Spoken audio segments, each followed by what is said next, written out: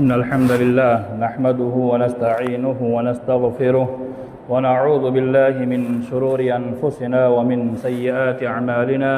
من يهده الله فلا مضل له ومن يضلله فلا هادي له، ونشهد أن لا إله إلا الله وحده لا شريك له، وأشهد أن محمدا عبده ورسوله. أما بعد، فإن خير الحديث كتاب الله، وخير الهدي هدي محمد صلى الله عليه وسلم، وشر الأمور محدثاتها، وكل محدثة بدعة، وكل بدعة ضلالة، وكل ضلالة في النار. أعوذ بالله من الشيطان الرجيم. إن أكرمكم عند الله أتقاكم. وقال النبي صلى الله عليه وسلم: اتق الله حيثما كنت. رواه مسلم. محترم و مکرم جماعت کے بزرگان، علماء کرام، نوجوان دوستو، عزیز طلبہ، پردہ نشین خواتین، اللہ رب العالمین کا بے پایہ احسان و کرم ہے جس کی توفیق سے ہم اور آپ اس دنیا کے اندر زندہ ہے. اس دنیا کے اندر ہم ہر سیکنڈ سانس لیتے ہیں.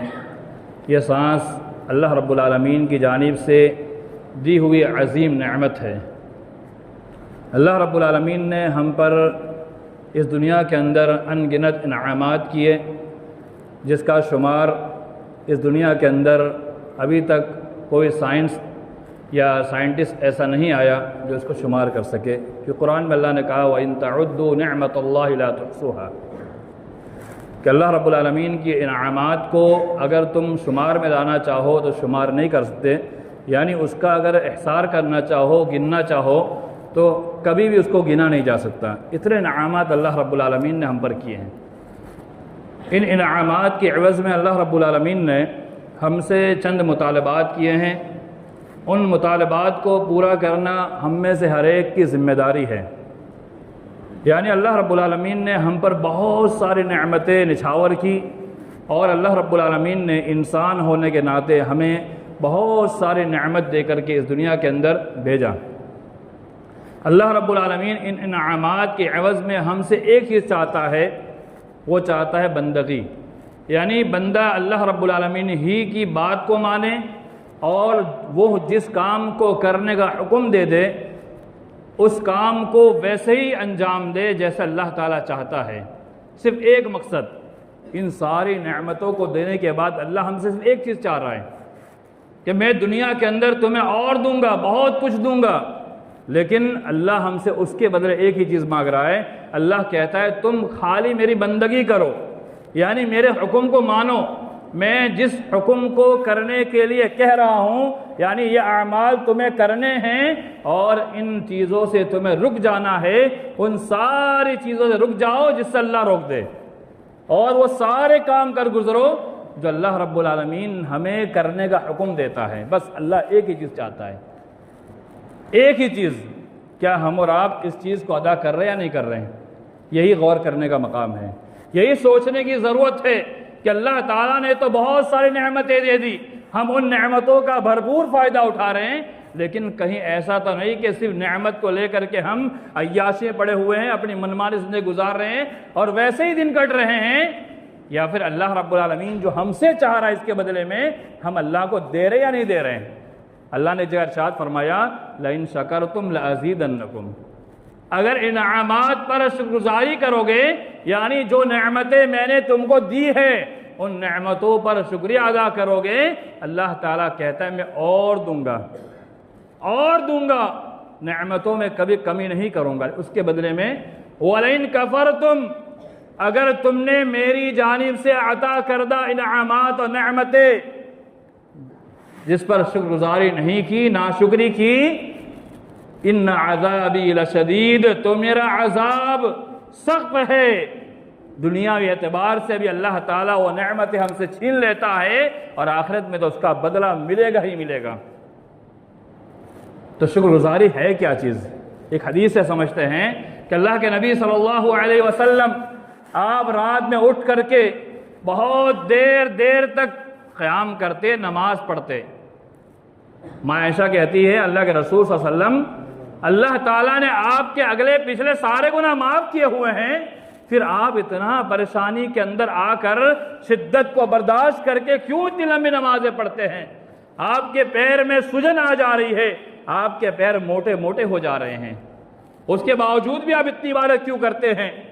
اللہ کے نبی صلی اللہ علیہ وسلم نے فرمایا افلا اکون عبدا شکورا، کیا میں اللہ رب العالمین کا شکر گزار بندہ نہ بن جاؤں؟ یعنی اللہ کی بات کو مان کر کے اللہ نے مجھ پر ان گنت نعمتیں دی ہے، اس سے بڑی نعمت کیا ہو سکتی ہے کہ اللہ رب العالمین نے آپ صلی اللہ علیہ وسلم کے اگلے پچھلے سارے گناہ معاف کر دیے۔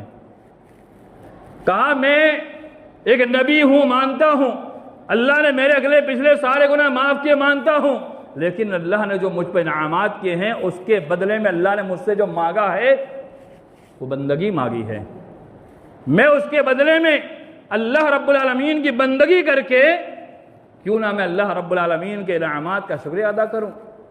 تو گیا معلوم ہوا کہ اللہ رب العالمین نے ہم سے جو مانگا ہے صرف ایک چیز مانگی ہے، وہ اللہ کی بندگی۔ اللہ کی بندگی کہتے کس کو ہے؟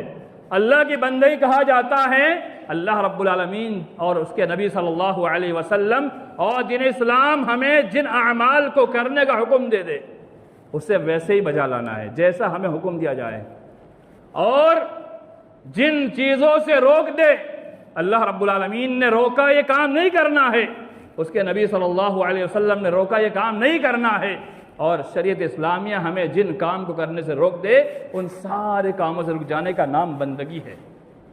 اگر انسان ان چیزوں پر عمل نہیں کرتا ہے، اللہ کی قسم زبان سے دعویٰ کرنے سے بندگی پوری نہیں ہوگی۔ کوئی یہ سوچتا ہے کہ ہم ایسے زندگی گزار دیں گے اللہ کے بندے بن جائیں گے، یہ صرف وہم ہے، وہم، اس کے علاوہ کچھ نہیں ہو سکتا۔ جو میں آپ کے سامنے بات پیش کرنے کی کوشش کر رہا ہوں وہ یہی ہے۔ علماء کرام نے تقوی کا جو معنی پیش کیا ہے وہ تقوی کا معنی بھی یہی پیش کیا ہے۔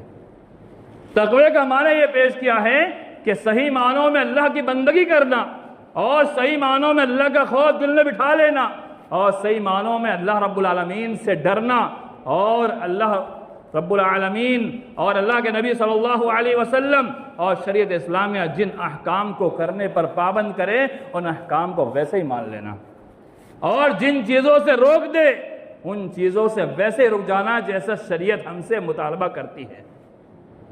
اس کے بعد اگر ہم اپنی منمانی کریں تو گیا معلوم ہوا نہ ہم نے اللہ کی نعمتوں کا شکریہ ادا کیا، نہ اللہ کی بندگی کی، اور نہ ہمارے اندر تقوی آیا۔ اگر ہمارے اندر یہ چیزیں نہیں پائی گئی تو ہم اپنے آپ کو متقی اور پرہیزگار نہ سمجھیں، گرچہ ہم اپنے آپ کو یہ سمجھ رہے ہو کہ ہم تو بڑے متقی اور پرہیزگار ہیں، ہم ہی متقی ہے، ہمارے اندر ہی تقوی ہے، لیکن جب تک اللہ کے نزدیک وہ متقی نہیں مانا جائے گا تب تک وہ متقی نہیں ہوگا۔ اور اللہ کے نزدیک متقی وہی ہے جو اللہ رب العالمین کی بات کو مانے، اس کے احکامات پر عمل کرے، جن چیزوں سے روکے ان چیزیں رک جائے۔ حقیقی معنی متقی وہی ہے، اس کے علاوہ دنیا کے اندر صرف بھرم پان لینے سے کوئی متقی نہیں ہو جاتا۔ قرآن میں اللہ نے فرمایا یا ایھا الذین آمنوا اتقوا اللہ حق تقاتہ، یہ آیت اللہ کے نبی صلی اللہ علیہ وسلم ہر نکاح کے وقت پڑھتے تھے، ہر نکاح کے وقت جب کبھی نکاح پڑھایا اللہ کے نبی صلی اللہ علیہ وسلم نے اس آیت کو پڑھا۔ آج بھی جتنے نکاح ہوتے ہیں ان تمام نکاح کے اندر یہ آیت کو پڑھا جاتا ہے، یا ایھا الذین آمنوا اتقوا اللہ حق تقاتہ ولا تموتن الا وانتم مسلمون، اے ایمان والو اللہ کا تقوی اختیار کرو حق تقاتہ، جیسا کہ تقوی اختیار کرنے کا حق ہے، اپنے طور پر نہیں کہ ہمارے من میں آیا اتنا تقوی اختیار کرے، نہیں، بلکہ اللہ نے کہا حق تقاتہ، آپ کے من سے نہیں، میرے من سے نہیں، جیسا میں نے چاہا ویسے تقوی نہیں، بلکہ تقوی ایسا ہونا چاہیے جیسا اللہ ہم سے چاہتا ہے۔ ہم اور آپ کا معاملہ کیا ہے؟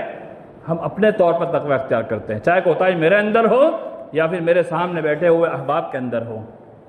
اگر میرے اندر بھی کوتاہی ہے یا کسی کے اندر بھی کوتاہی ہے، حقیقی معنوں میں وہ تقوی کامل نہیں ہو سکتا، کیونکہ اللہ رب العالمین نے جو مطالبہ کیا حق تقاتہ کہا، یعنی حق جیسا تقوی رکھنے کا حق ہے، اور یہ حق اللہ تعالیٰ نے بتایا ہے، ہمارے اور آپ کی تشریح سے یا تفسیر سے یا سمجھنے سے نہیں ہوگا، بلکہ جو اللہ رب العالمین نے سمجھایا ہے وہ سمجھنا ضروری ہے۔ اور اللہ کے نبی صلی اللہ علیہ وسلم اس عظیم آیت کو، اس عظیم حکم کو نکاح کے دن پڑھا کرتے تھے، نکاح والے دن۔ کیوں؟ کیونکہ نکاح کے دن عمومی طور پر انسان دنیا میں غافل ہو جاتا ہے اور سوچتا ہے آج تو خوشی کا دن ہے۔ میں آپ کو بتاؤں، ایک مجلس کے اندر نکاح، شادی کے مجلس، ولیمے کی مجلس تھی، دعوت کے اندر پہنچتے تو کیا نظر آتا ہے؟ اچھے اچھے گھرانے کے لوگ اسٹیج جا کے ڈانس کر رہے ہیں، ناچ رہے ہیں، اللہ اکبر، گانے بج رہے ہیں۔ جب ان سے پوچھا گیا کہ یہ کیا ہو رہا ہے تو کہتے ہیں شادی ہے، تھوڑا مزہ لے لیتے ہیں۔ اللہ اکبر، یہ ہے مسلمان، یہ مسلمان۔ گاؤں وغیرہ کے اندر اتنا پتہ نہیں چلتا، شہروں میں چلے جائیے، اچھے اچھے گھرانے کے لوگ آپ ان کو دیکھیں گے، متقی و پرہیزگار ہوں گے، اور ان کے چہروں کے اوپر الحمدللہ، صبح الحمدللہ وہ چیز نظر آئے گی جو تقویٰ کی نشانی مانی جاتی ہے۔ اور کہتے ہیں شادی کا دن ہے، تھوڑا خوشی منا لے، تھوڑی خوشی کا دن ہے، چل جائے گا۔ اللہ کے نبی صلی اللہ علیہ وسلم ہر نکاح کے وقت اس لیے اس آیت کو پڑھتے تھے کہ تقویٰ اختیار کر لو، شادی کے خوشی کے اندر کہیں ایسا مگن مت ہو جانا کہ شریعت کو بھول جانا۔ اور متقی کے لیے اللہ رب العالمین نے ایک صفت بیان کی ہے، وہ کیا ہے؟ الذین یقیمون الصلاۃ۔ متقی وہ لوگ ہیں جو اللہ رب العالمین کے لیے نماز قائم کرتے ہیں۔ آپ شادی کے موقع پر دیکھیے، اللہ یہ کہ اللہ جسے توفیق دے دے وہ تو الحمدللہ نماز میں آئی جاتے ہیں، لیکن اکثر مسلمانوں کی حالت دیکھیے۔ ابھی چند دنوں میں ہمارے یہاں جو شادیاں گزری ہے، کیا حالت تھی مسلمانوں کی؟ کیا حالت تھی؟ مؤذن نے حی علی الصلاۃ کی صدا لگا دی، حی علی الفلاح کہہ دیا، آ جاؤ ایمان والو، اللہ کے گھر میں آ جاؤ، نماز کے لیے آ جاؤ، کامیابی کی طرف آ جاؤ۔ اللہ کی قسم، یہ مؤذن کی طرف سے آواز نہیں ہے۔ ہم اور سمجھتے ہیں کہ المؤذن نے اذان دے دی، مؤذن کا کام اذان دینا نہیں، وہ اللہ کی جانب سے پکار لگا رہا ہے، اللہ کی جانب سے پکار لگاتا ہے، حی علی الصلاۃ، آؤ نماز کے لیے آ جاؤ۔ اگر کوئی بڑا انسان مجلس لگا دے، اعلان نکال دے کہ فلاں دن آپ کو یہاں پر آنا ہے، دیکھیے ہر انسان بھاگے بھاگے پھرے گا، کیونکہ اللہ کی طرف سے ندا آئی ہوئی ہے، حی علی الصلاۃ، حی علی الصلاۃ۔ اس کا معنی یہی ہے، ترجمہ یہی ہے کہ نماز کے لیے آ جاؤ، وقت ہو گیا ہے، مؤذن نے صدا لگا دی ہے، اللہ کا پیغام آ چکا ہے کہ مسجد آ جاؤ۔ ہمارے کتنے مسلمان ایسے ہیں جو شادی بیاہ کے موقع پر اللہ کے نبی صلی اللہ علیہ وسلم کے اس پیغام کو بھول جاتے ہیں۔ تقوی کا تقاضا تو یہ ہے، شادی ہو یا کچھ بھی ہو، کتنے بھی خوشی کا ایام کیوں نہ ہو، لیکن جو شریعت کے احکام ہو ان احکام کو ہمیں ویسے ہی ماننا ہوگا جیسے شریعت چاہتی ہے۔ یا پھر ایسا نہیں کہ خوشی کا دن ہے، چلو کوئی بات نہیں، منورنجن کر لے، خوشی منا لے۔ خوشی منانے سے اسلام نے کبھی نہیں روکا ہے۔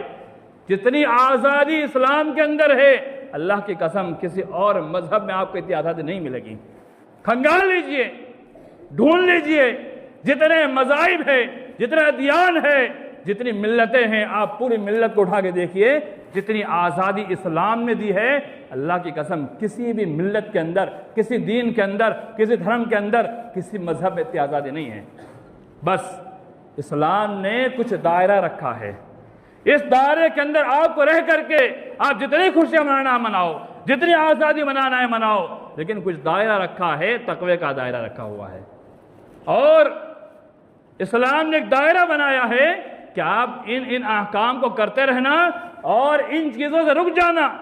آپ غور کریں گے، اللہ کی قسم، آپ قرآن مجید کے اوپر احادیث پر غور کیجئے تو آپ کو کرنے والے اعمال زیادہ ملیں گے، اور جن چیز سے روکا گیا ہے وہ اس کے مقابلے میں 20% ہوں گے۔ آپ غور کرنا قرآن مجید کے اندر، احادیث کے اندر جتنے اعمال اور احکام کرنے کے ہیں وہ 80%، اور جن احکام سے روکا گیا ہے وہ 20%، تو میں شاید زیادہ بول رہا ہوں بلکہ اس سے بھی کم ہے۔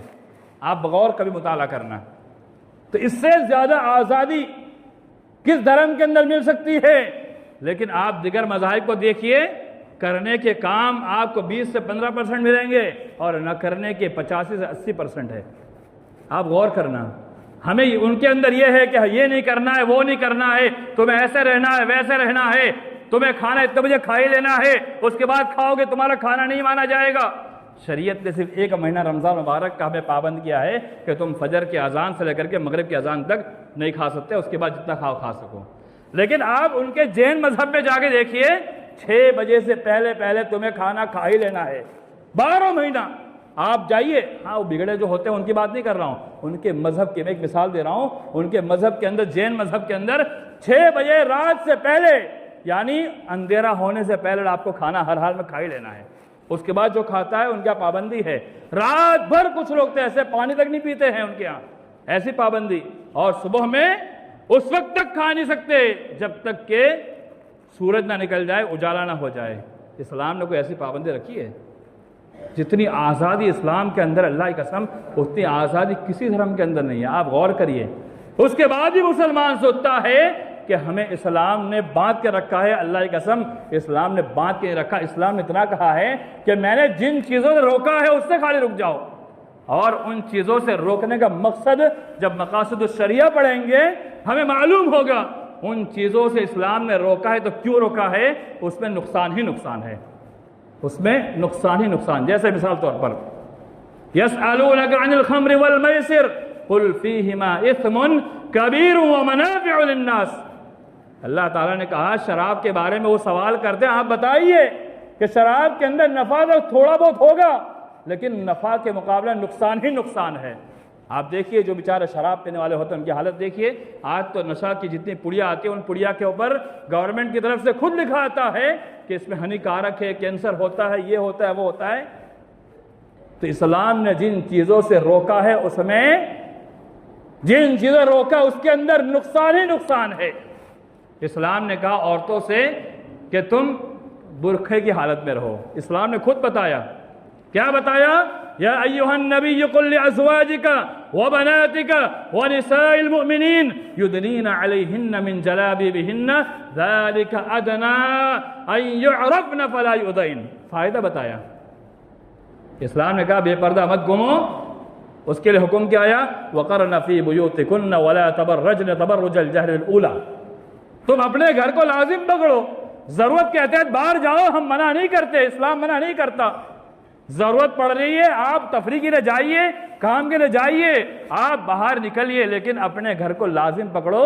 اور دوسری بات بتائی ولا تبرجن تبرج الجاہلیۃ الاولی۔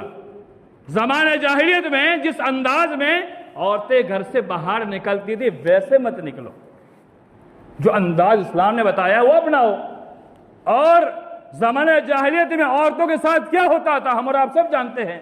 جس نے پکڑ لیا اس نے غلط کام کرنا شروع کر دیا، عورتوں کی بے عزتی، بے حرمتی، اور ان کے ساتھ نہ جانے کیسی کیسی حرکتیں ہوا کرتی تھی۔ اسلام نے کہا اس زمانے کی طرف نکلو گے وہی حرکتیں آج بھی ہوگی۔ آج دیکھیے آپ شہروں کی حالت دیکھیے، کالجوں میں دیکھیے، یونیورسٹی میں دیکھیے، شہروں میں دیکھیے کیا حالت بنائی ہوئی عورتوں کی۔ شرم آتی ہے ہمیں جب یہ میسج پڑھا جاتا ہے فلاں کی بیٹی فلاں کے ساتھ ایسے ایسے کر گئی، شرم آتی ہے۔ کیوں؟ اسلام کا دائرہ وسیع ہے، لیکن اسلام نے کہا تم گھر سے باہر نکلنا چاہو تو ویسے مت نکلو جیسے زمانہ جاہلیت کی عورتیں نکلا کرتی تھی، ایک دائرے میں نکلو۔ وہ دائرہ کیا ہے؟ یا ایھا النبی قل لازواجک، اے نبی صلی اللہ علیہ وسلم آپ کہہ دیجئے، اپنی بیویوں سے کہیے اور اپنی بیٹیوں سے کہیے، اور وللنساء المؤمنین، اور تمام قیامت تک آنے والی جتنی مومنہ عورتیں ان سے کہہ دیجئے، کیا کہیے؟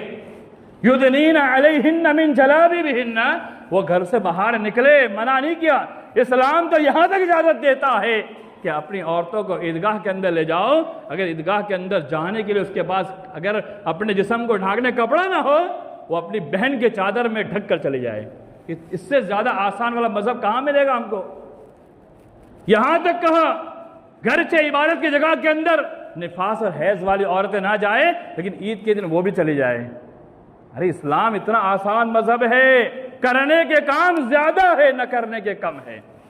کہاں گھر سے باہر نکلنا ہے نکلو، لیکن ایک دائرہ بنایا ہوا ہے کہ اپنے اوپر چادر لٹکا لو، اپنے آپ کو چھپا لو۔ کیا فائدہ ہے؟ ذَلِكَ أَدْنَىٰ أَن يُعْرَفْنَ فَلَا يُؤْذَيْنَ۔ کہاں جب تم اس حالت میں باہر نکلو گے، تمہارے اوپر چادر ہوگی، تم اپنے جسم کو چھپائی ہوئی ہوگی، تو تم پہچان لی جاؤ گی تم نیک اور خاتون ہو۔ اللہ اکبر۔ مختصر دائرہ، چھوٹا دائرہ، گھر باہر نکلنا، نکلو ضرورت کے اندر نکلو، بس بناؤ سنگار کر کے، خوشبو لگا کر کے، مت نکلو، نکلو تو ایک چادر یا پھر اپنے آپ کو سر سے پیر تک ڈھانپ لو اور ڈھانپ کر کے پھر باہر نکل جاؤ۔ اس کا فائدہ کیا ہوگا؟ یدنین علیہن من جلابیبہن ذالک ادنی ان یعرفن، وہ عورت پہچان لی جائے گی، یہ عورت نیک خاتون ہے، اچھی خاتون ہے، ایسی خاتون ہے جو اچھے گھرانے کی عورت ہے، خاندانی گھرانے کی عورت ہے۔ فلا یؤذین، اسے تکلیف نہیں دی جائے گی، اسلام نے کہا ہے اسے نقصان نہیں پہنچایا جائے گا، بری نظر رکھنے والوں کی نظر ان کے پاس رہ جائے گی، ان عورتوں کو کبھی بھی دیکھا نہیں جائے گا، چھیڑا نہیں جائے گا، ان پر آوازیں نہیں کسی جائے گی۔ جیسے وہ نادان اور بدتمیز قسم کے نوجوان ہوتے ہیں نا، عورتوں کو دیکھ کر ان کی نظروں کے اندر، ان کی آوازوں کے اندر جو برائیاں ہوتی ہیں، وہ بری آواز ان عورتوں کے خلاف نہیں نکلے گی، کیونکہ اسلام کا دائرہ ہے۔ تو آپ غور کریں، اسلام نے تو اتنی آزادی دی ہوئی ہے، آج ہماری مائیں بہنیں سوچتی ہے کہ اسلام نے ہم کو برقعے میں پابند کر دیا۔ پابند نہیں کیا، بلکہ تمہاری حفاظت کی ہے کہ تم اگر اسلام کے لباس میں آ جاؤ گے، اللہ کی قسم تمہارے ساتھ کوئی چھیڑخانی نہیں کر سکتا۔ تو آج کل معاملہ یہ ہوتا ہے، شادی بیاہ کے معاملے میں آج کل ہماری مائیں بہنیں بھی بھول جاتی ہے کہ اسلام نے ہمیں جانے کے لیے منع نہیں کیا، لیکن ایک دائرہ بنا ہوا ہے کہ وہ نوجوان غیر محرم مرد ان سے الگ رہے، غیر محرم عورت مردوں کے ساتھ اختلاط نہ کرے۔ حدیث کے اندر آتا ہے، اللہ کے رسول نے فرمایا کہ مرد عورت کا اختلاط، مرد و زن ایک جگہ پہ ہوتے وہاں تیسرا شیطان ہوتا ہے، اور ہم شیطان کو بھگانے کے لیے دن اور رات اعوذ باللہ کا ورد کرتے ہیں کہ شیطان ہم سے بھاگ جائے۔ اللہ کی قسم جب مرد و زن کا اختلاط ہوتا ہے، تیسرا وہاں شیطان ہوتا ہے، ہم خود شیطان کو بلاتے ہیں۔ ہم کیوں شیطان کو بلائے؟ شیطان جب آتا ہے، وہ شیطان کا ایک ہی مقصد ہوتا ہے، وہ پہلی چیز ڈالتا ہے، اسلام نے ہم پر پابندی لگا دی، اسلام نے ہم پر پابندی لگا دی۔ اسلام یہ چاہتا ہے کہ مسلمان دنیا کے اندر شان سے جیے، عزت سے جیے، اور مسلمانوں کو جتنی عزت شریعت نے دی ہے اتنی عزت کسی نے نہیں دی ہے۔ اور عورت کی سب سے زیادہ عزت اور عورت سب سے اچھی اس وقت مانی جاتی ہے جب وہ اپنے آپ کو غیر محرم مردوں سے الگ کر لے، غیر محرم مردوں سے اپنے آپ کو الگ کر لے، تبھی جا کر کے عورت اپنے عزت کو محفوظ رکھ سکتی ہے۔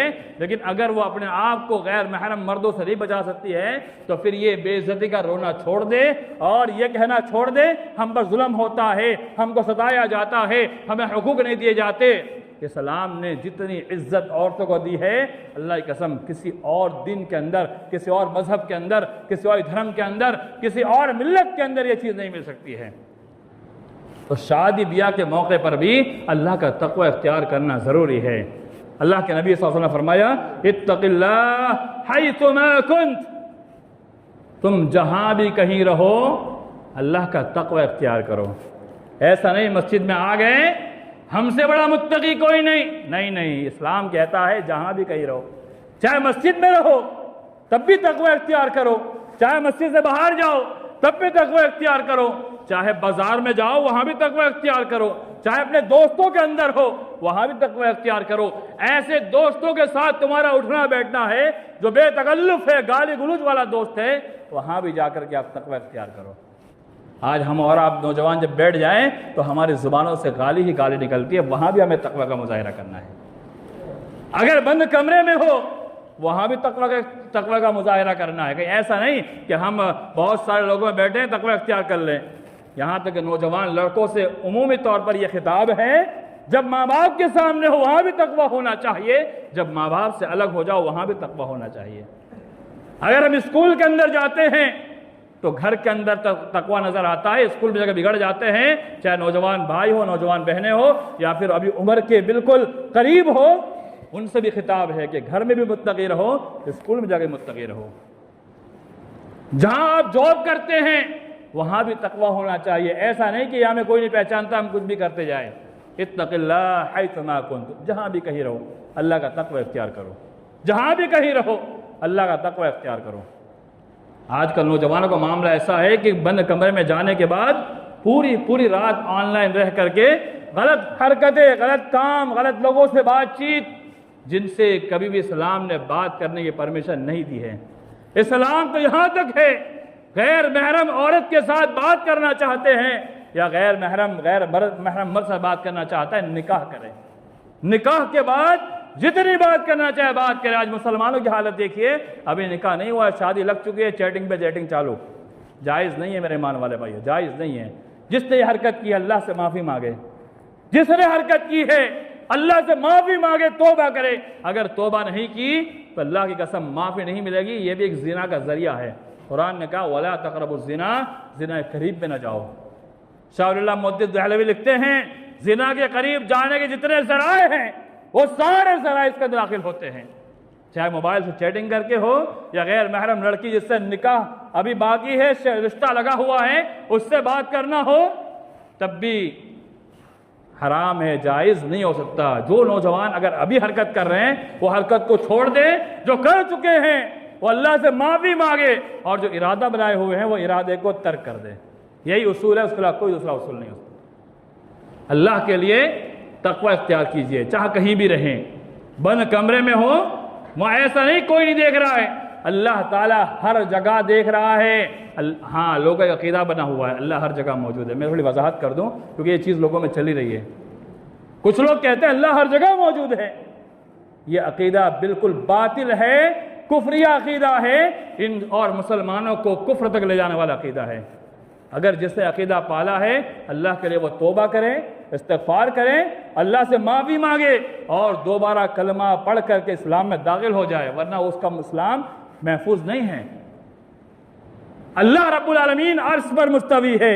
قرآن میں اللہ کہتا ہے الرحمن علی العرش استوى، قرآن میں اللہ نے صاف کہا ہے اللہ تعالیٰ عرش پر مستوی ہے، اور جو مانتا ہے اللہ تعالیٰ زمین پر بھی ہے، پتھر میں بھی ہے، اس میں ہے، اس میں ہے، یہ مسلمانوں کا، اور مسلمانوں میں بھی جو عقیدہ درست رکھنے والے ہیں ان کا یہ عقیدہ کبھی نہیں ہو سکتا کہ اللہ ہر جگہ۔ اللہ تعالیٰ آسمان پر عرش پر مستوی ہے، اور وہیں سے اللہ رب العالمین پوری دنیا کا نظارہ کرتا ہے، اور حدیث کے اندر آتا ہے اللہ آخری رات میں یا آخری آسمان پر آتا ہے، اس کی کیفیت اللہ کے علاوہ کوئی نہیں جانتا، وہ اللہ ہی جانتا ہے کیسے آتا ہے، اس کا کیا طریقہ ہے، وہ اللہ جانتا ہے۔ ہمیں اس پر نہ گفتگو کرنے کی ضرورت ہے، ہمارا ایمان اتنا ہونا چاہیے اللہ عرش پر مستوی ہے۔ دوسرا ایمان آخری رات کے اندر جو سحری کا وقت ہوتا ہے اللہ یہ آخری آسمان، پہلا آسمان دنیا میں آسمان پہ آتا ہے، ہمارا اتنا عقیدہ ہونا چاہیے۔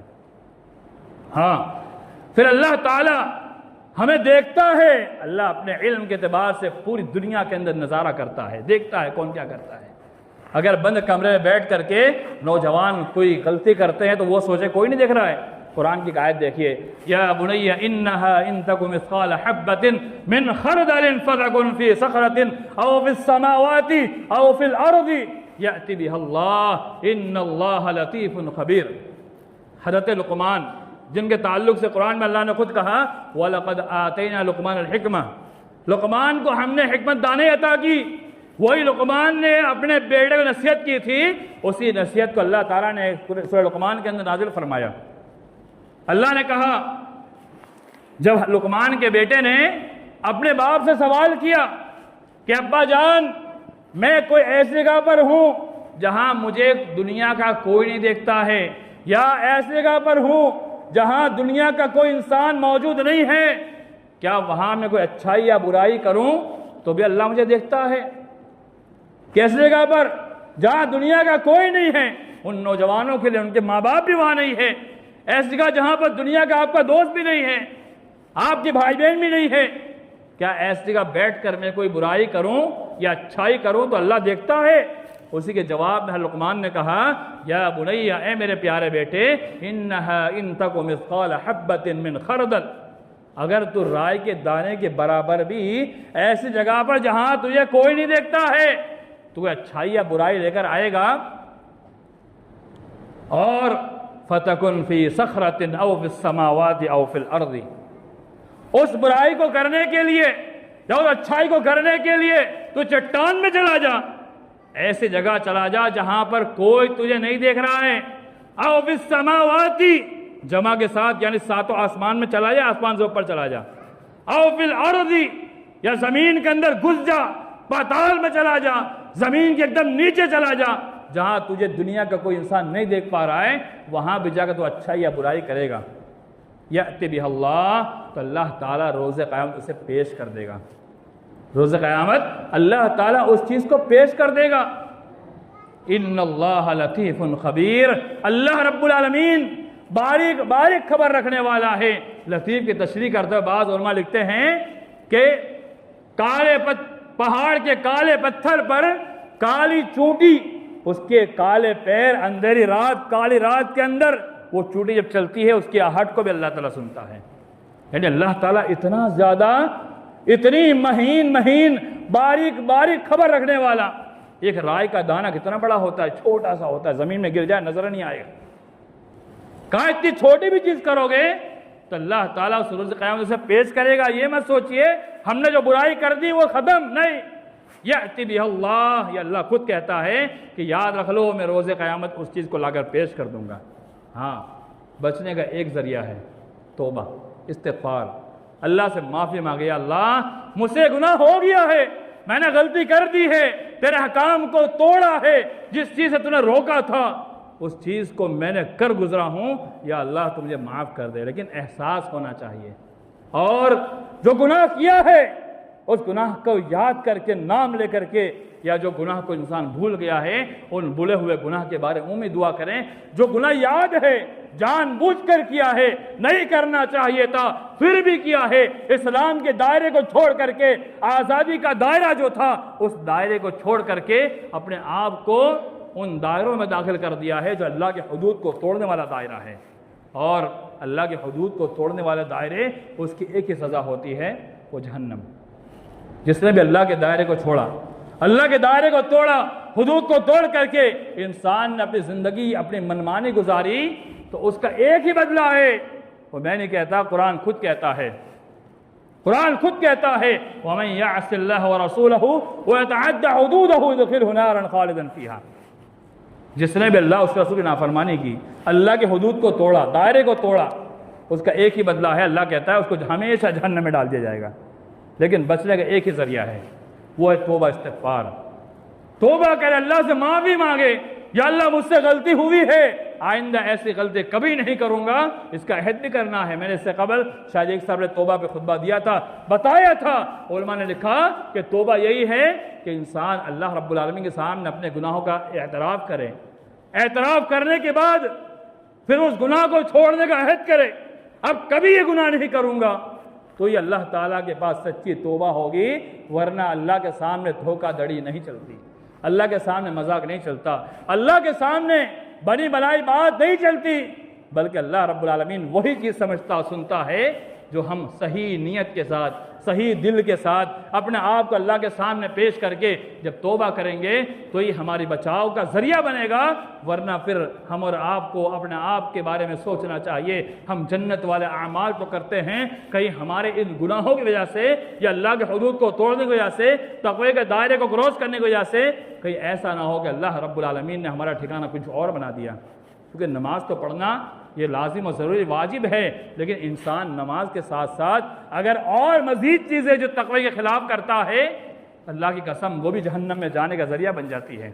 تو اپنے آپ کو بچائیے، اپنے اہل و عیال کو بچائیے، اپنے بچوں کو بچائیے، انہیں وہی کام کرنے کا حکم دیجئے جو شریعت ہم سے مطالبہ کرتی ہے. اللہ نے بہت نعمتیں دی ہے، ان نعمتوں کے بعد اللہ ایک ہی چیز چاہتا ہے، اللہ کی بندگی، اللہ کی بات کو ماننا. اللہ کی بات کو ماننا ہی صحیح معنوں میں تقویٰ ہے، اللہ کی بات کو ماننا ہی صحیح معنوں میں تقویٰ ہے. اگر اللہ رب العالمین کی بات کو نہیں مانتے ہیں اور شادی بیاہ کا معاملہ آ جائے، خوشی کا معاملہ آ جائے، عید کا معاملہ آ جائے، اسلام کے دائرے کو چھوڑ کر کے، بھول کر کے جو بھی ہم گناہ کرتے ہیں، جو بھی غلطی کرتے ہیں، ہم جو بھی کام کرتے ہیں، اللہ کی قسم وہ اللہ تعالیٰ کے فرشتے لکھ لیتے ہیں. اس وقت تک وہ معاف نہیں ہوتا جب تک کہ انسان اللہ سے توبہ نہ کر لے، معافی نہ مانگ لے اور آئندہ ایسی حرکت کرنے سے باز آ جائے اور کبھی ایسی غلطی دوبارہ نہ کرے اور کبھی اس طرف منہ نہ اٹھا کے دیکھے، کبھی اس کام کی طرف اپنے آپ کو نہ لے جائے، تو اللہ تعالیٰ اس کے سچی توبہ کے عوض میں اسے معاف کرے گا. اور معاف کر کے اللہ کی رحمت جب وسیع ہو، اتنی وسیع ہے کہ اللہ تعالیٰ اس کو انشاءاللہ ضرور معاف کرے گا.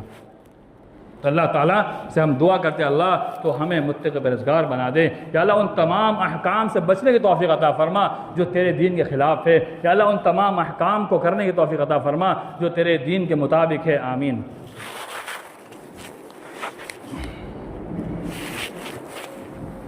برادران اسلام، حاضر جمعہ ایک آیت میں نے شروع میں پڑھی تھی، اسی آیت کی وضاحت کے بعد ختم کرتا ہوں۔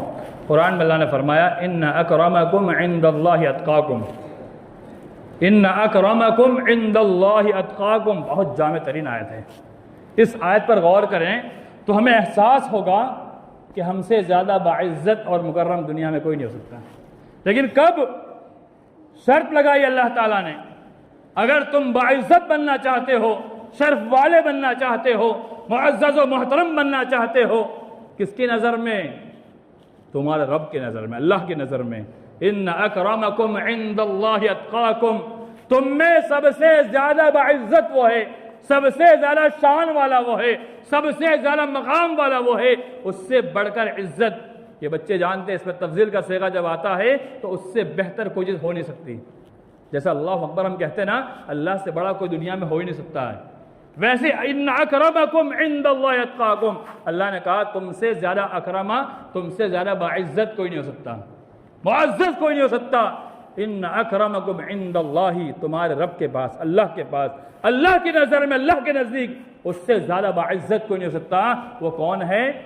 اتقاکم، یہاں بھی اس کا تفضیل، جو تم میں سب سے زیادہ متقی پرہیزگار ہو، سب سے زیادہ تقوی رکھنے والا ہو، چاہے بند کمرے میں ہو یا کھلے میدان کے اندر ہو، چاہے مسجد کے اندر ہو، چاہے مسجد کے باہر ہو، چاہے دوستوں کے اندر ہو یا پھر اپنے دوستوں کے علاوہ کی جگہ میں ہو، ان کے ساتھ ہو جن کے ساتھ آپ گالی گلوچ کے بغیر بات نہیں کرتے، وہاں بھی اگر آپ ہو تو آپ کا تقوی، آپ کے اندر پرہیزگاری، آپ کے اندر ایمانداری، آپ کے اندر بندگی اتنی ہونی چاہیے کہ اللہ رب العالمین اس کی تعریف بیان کر دے کہ اس سے زیادہ باعزت کوئی نہیں ہو سکتا۔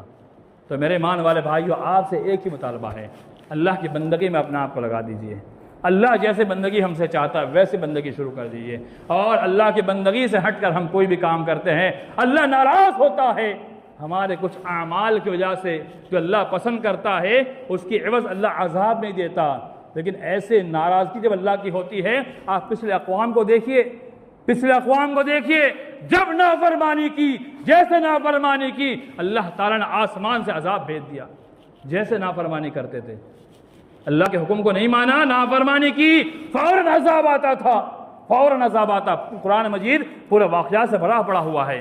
تو آج ہمارے کچھ اعمال کی بدولت، کچھ اعمال کی وجہ سے یا کچھ نیک کام کی وجہ سے اللہ تعالیٰ ہمارے گناہوں کی وجہ سے ہمیں عذاب نہیں دے رہا ہے، اس کا مطلب ہم یہ نہ سمجھے کہ ہم بہت اچھے لوگ ہیں، نہیں، ہمارے اچھے اعمال جو ہمیں گناہوں سے بچا لے، ہمیں عذاب سے بچا لیتے ہیں، تو ہم گناہوں سے بھی بچتے رہیں، ان اعمال کا بھی ہم احترام کریں کہ ان اعمال کی وجہ سے اللہ تعالیٰ نے ہمیں محفوظ رکھا ہوا ہے۔ اللہ تعالیٰ ہم تمام مسلمانوں کو پکا سچا نمازی بنائے اور پرہیزگاری کی توفیق عطا فرمائے، تقوی شعاری کی توفیق عطا فرمائے، چاہے خوشی کا معاملہ ہو یا کیسا بھی معاملہ ہو، ان تمام معاملات میں اللہ تعالیٰ ہم تمام مسلمانوں کو، نوجوانوں کو بالخصوص، وہ اعمال کی توفیق عطا فرمائے جس سے اللہ راضی ہو جائے، اللہ کے دین کے مطابق چلنے کی توفیق عطا فرمائے، آمین۔ عباد اللہ رحمنی ورحمکم اللہ، ان اللہ یأمر بالعدل والإحسان وإيتاء ذي القربى وينهى عن الفحشاء والمنكر والبغي يعظكم لعلكم تذكرون، اذكروا الله يذكركم